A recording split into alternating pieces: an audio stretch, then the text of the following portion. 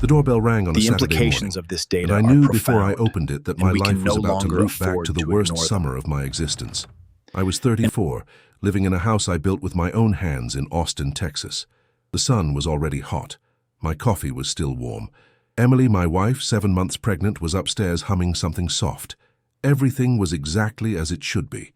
Then the doorbell rang again, insistent, the kind of ring that doesn't ask, it demands. If you're new here, subscribe and hit like.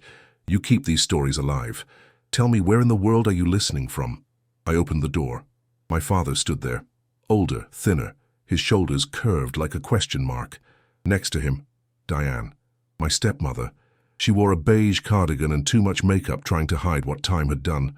Her smile was the same, tight, calculated, sweet as arsenic.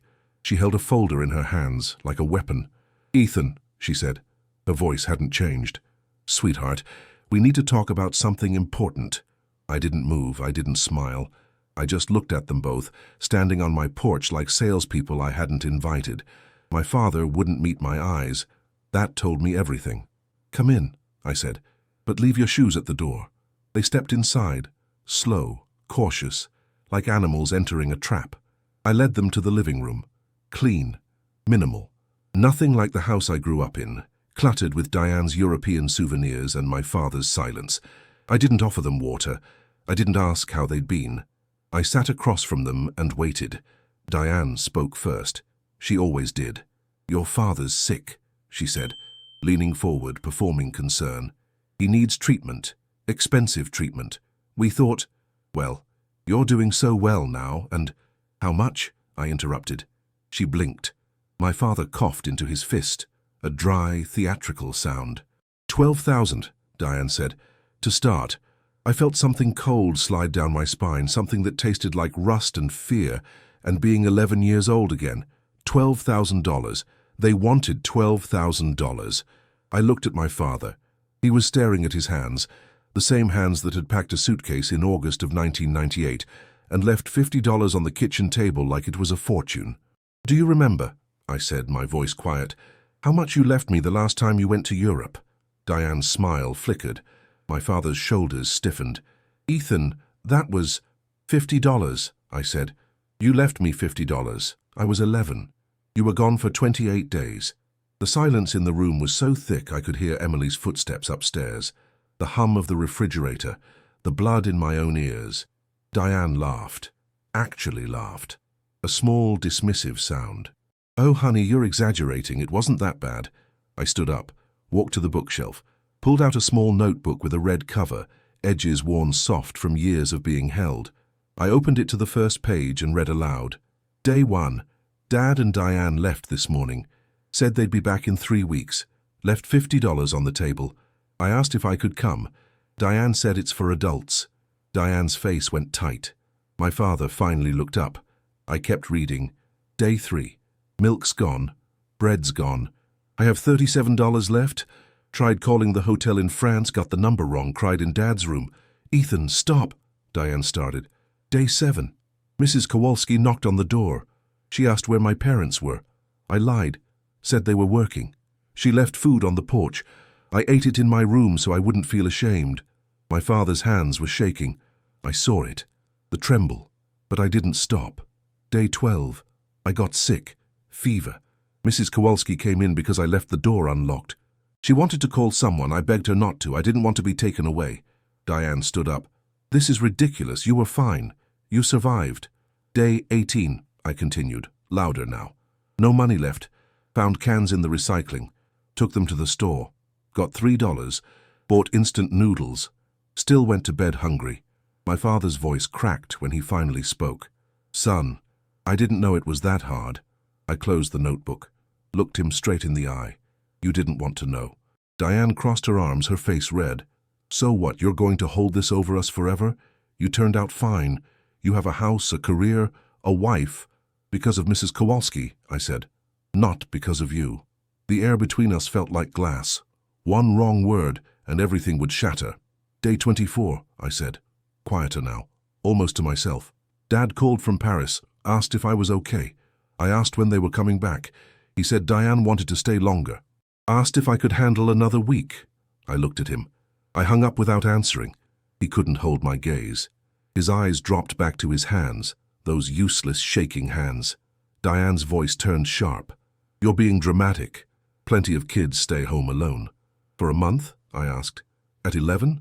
With $2? You said 50, she snapped. "I spent it trying to survive," I said. "By the end, I had $2 in coins.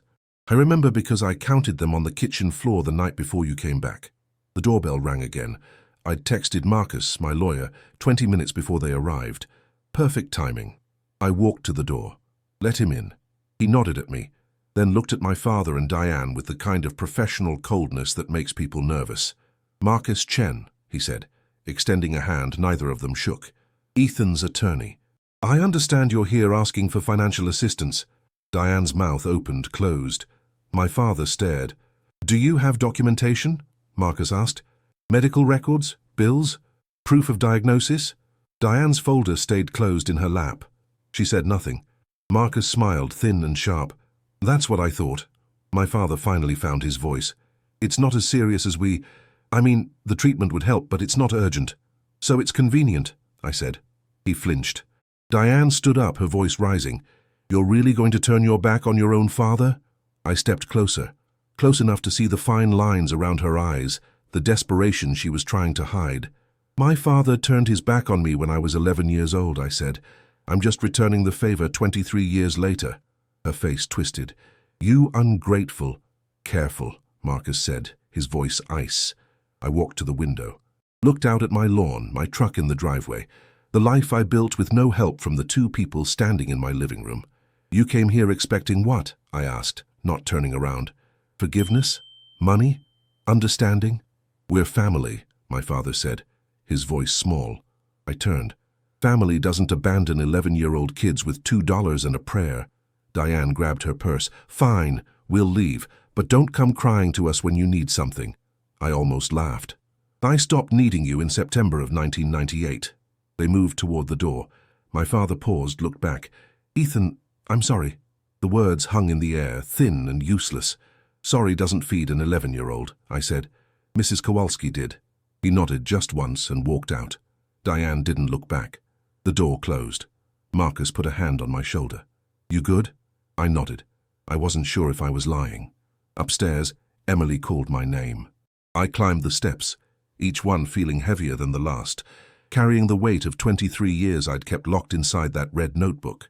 She was standing by the window, hand on her belly, smiling. "He's kicking," she said. I put my hand where hers had been, felt the small, insistent push of life. Our son, my son, who would never count coins on a kitchen floor, wondering if his father loved him enough to come home. "I'm here," I whispered, not sure if I was talking to her or to him or to the 11-year-old boy still waiting in the back of my mind. The baby kicked again, stronger this time, and something in my chest finally unclenched. That night, I couldn't sleep. Emily was breathing soft and steady beside me, her hand resting on the curve of her belly. I stared at the ceiling, and the memories came anyway, uninvited, relentless. They always did when I opened that red notebook. Day 15. That's the one I didn't read out loud. I was standing in the shower, cold water, because I didn't know how to work the hot water heater and didn't want to break it. My ribs were starting to show.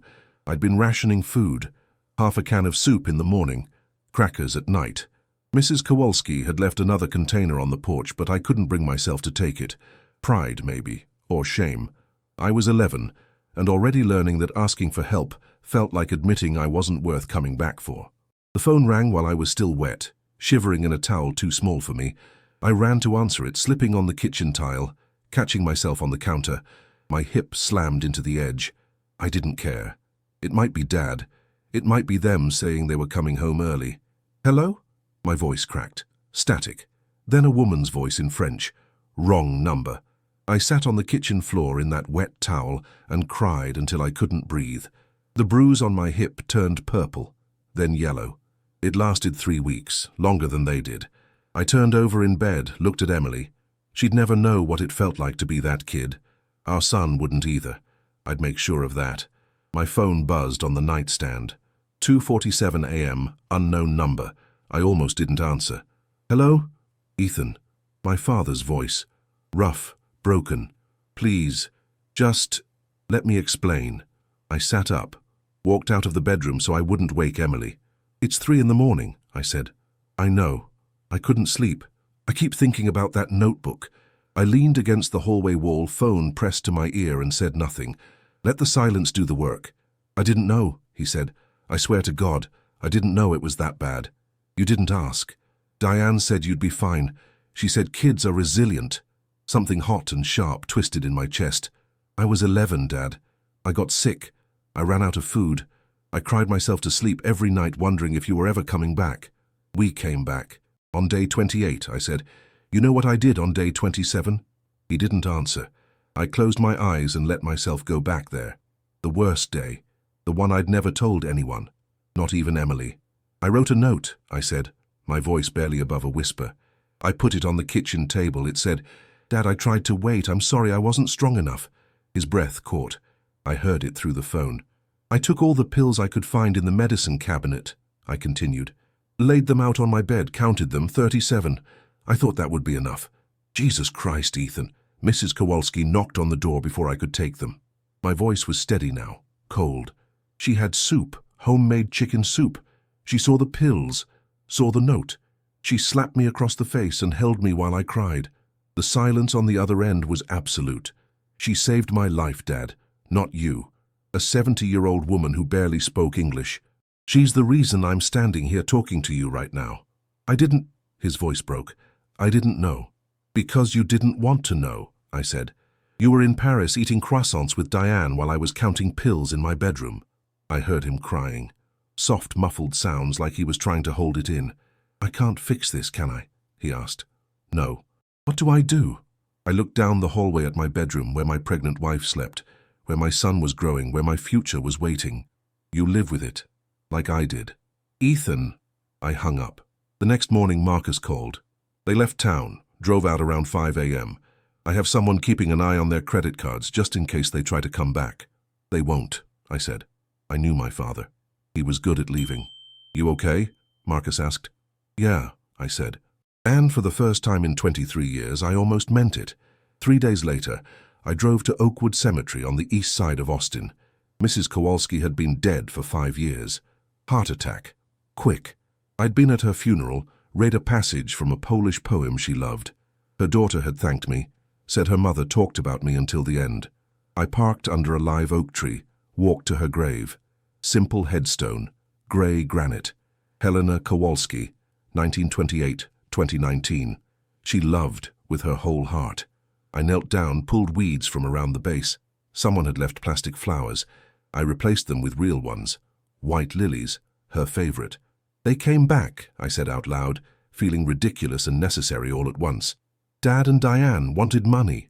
The wind moved through the oak leaves. I said no. I laughed, dry and humorless. I wanted you to know. I said no. I traced her name with my finger. You told me I'd survive. You said I'd be better than them. You were right. A crow landed on a nearby headstone. Watched me. I'm going to be a father, I said. In 2 months. A boy. Emily wants to name him something strong. I was thinking, maybe Henry. Henrik. After your husband. The crow flew away. I stayed there, kneeling in the grass until my knees ached. When I stood up, I felt lighter. Not fixed. Not whole. But lighter. That night, Emily and I sat on the back porch. The sky was that particular shade of Texas purple, heavy with heat and promise. She had her feet in my lap. I was rubbing the arch of her left foot, the one that always hurt. You've been quiet, she said. Thinking. About them? I nodded. She knew everything. I'd told her years ago, on our 3rd date, drunk on cheap wine and honesty. She'd cried, held my hand, said the word 11 like a prayer. You did the right thing, she said. Did I? Yes. No hesitation. You protected yourself. You protected us. I looked at her belly, at the small mountain of our son. What if I mess this up? She laughed, soft and full of light. You won't. How do you know? Because you know what it feels like to be abandoned, she said, and you'd set yourself on fire before you'd let him feel that. She was right. I would. Tell me something, she said. If you could go back, talk to that kid, the one counting pills on his bed, what would you say? I thought about it. 11-year-old Ethan, skinny and scared and so desperately alone. I'd tell him to hold on, I said. That it gets better, that Mrs. Kowalski saves him, that he meets a girl who laughs at his terrible jokes and makes him feel safe, that he builds a life worth living. Would he believe you? No, I said, but he'd want to. Emily leaned her head against my shoulder. Good. Then he'd survive just to prove you wrong. I kissed the top of her head. Stubborn kid, like his father. 2 months later, Henry Richard Chen was born at 3:17 a.m., 6 pounds, 8 ounces. Perfect. Screaming. Alive. When they put him in my arms, I felt something crack open inside my chest. Not breaking, opening. I looked down at his face, red and furious, and brand new. Hey, kid, I whispered. I'm your dad, and I'm never leaving. He stopped crying. Just for a second, like he heard me, like he understood. The nurse smiled. Emily was crying, reaching for him. I handed him over, watched her hold him like he was made of light. My phone buzzed, text from an unknown number. I almost ignored it. Didn't. I'm sorry, Dad. 2 words. 23 years too late. I deleted it, blocked the number, put my phone in my pocket, and went back to my wife, my son, my life. Later, when the room was quiet and Emily was sleeping and Henry was curled against my chest, I whispered the truth into the dark. I was 11 when I learned that some people leave and never come back. I was 34 when I learned that I didn't need them to. Henry made a small sound, his tiny fist curling against my shirt. I held him tighter. You're going to know you're loved, I told him. Every single day you're going to know you matter, that you're worth staying for. Outside, the Austin sky was turning grey with morning. A new day, a new beginning. I thought about my father, somewhere out there carrying the weight of what he'd done. I thought about Diane, still making excuses. I thought about 11-year-old me, crying on a kitchen floor, counting coins, counting days, counting reasons to stay alive. And then I stopped thinking about them at all, because here in this hospital room, with my son breathing against my chest and my wife sleeping in the bed beside me, I had everything that mattered. I had stayed, and I would keep staying. That's the difference between me and him. That's the only difference that counts.